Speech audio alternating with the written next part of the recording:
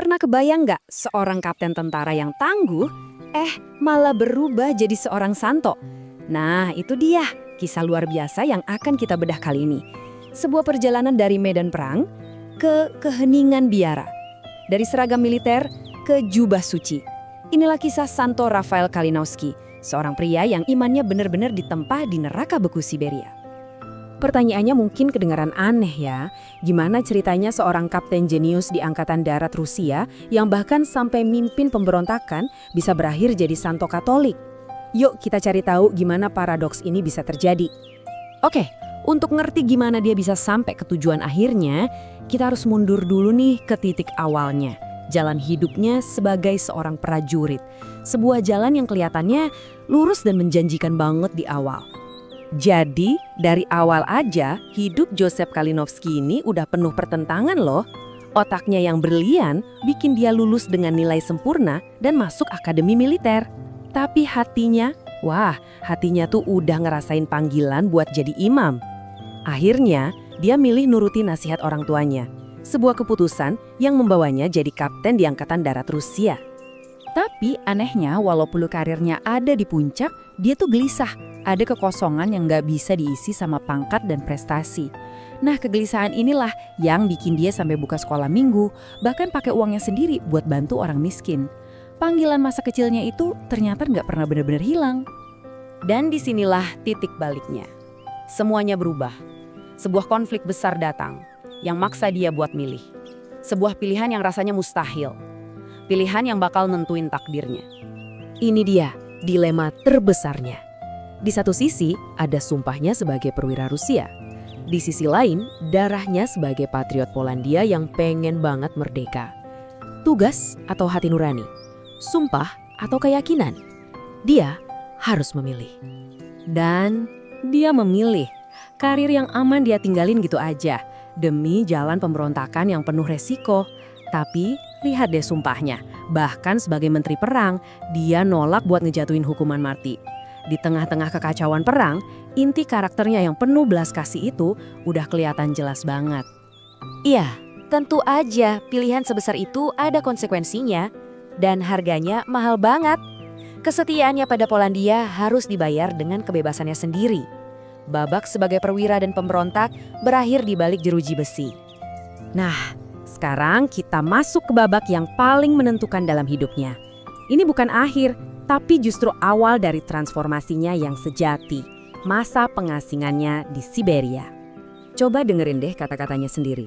Bayangin, di dalam sel yang dingin dan sendirian, satu-satunya penghiburan datang dari celah jendela. Iman bukan lagi sekedar ritual, tapi jadi napasnya, jadi saus spiritual yang bikin dia tetap bertahan. 10 tahun. Coba kita berhenti sejenak dan bayangin itu. 10 tahun kerja paksa di tempat paling beku dan gak kenal ampun di muka bumi. Hukuman matinya emang dibatalin, tapi dia dikirim untuk mati perlahan-lahan di Siberia. Tapi disinilah letak ironisnya. Siberia bukannya menghancurkan dia, Siberia justru membentuk dia. Penderitaan itu jadi kayak api yang memurnikan imannya. Dan di tengah kegelapan itulah panggilan sejatinya sebagai gembala bagi jiwa-jiwa yang tersesat akhirnya bersinar terang. Setelah berhasil selamat dari api penyucian Siberia, sebuah babak baru pun dimulai. Perjalanan untuk akhirnya menjawab panggilan yang udah berbisik di hatinya sejak dia masih muda. Setelah bebas, jalannya menuju Tuhan jadi makin mantap. Dari seorang guru pangeran, dia akhirnya melepaskan semua kemewahan duniawi. Coba bayangin, di usia 42 tahun, di saat banyak orang udah mapan, dia justru mulai hidup yang benar-benar baru, sebagai biarawan Rafael. Dan cara dia jadi guru itu luar biasa. Dia bukan cuma ngajar, tapi juga jadi ayah, saudara, sekaligus perawat. Jauh sebelum ditahbiskan jadi imam, dia udah mempraktikkan hati seorang gembala, menunjukkan kasih Kristus lewat tindakan nyata, bukan cuma kata-kata. Jadi, apa warisan yang dia tinggalkan buat kita?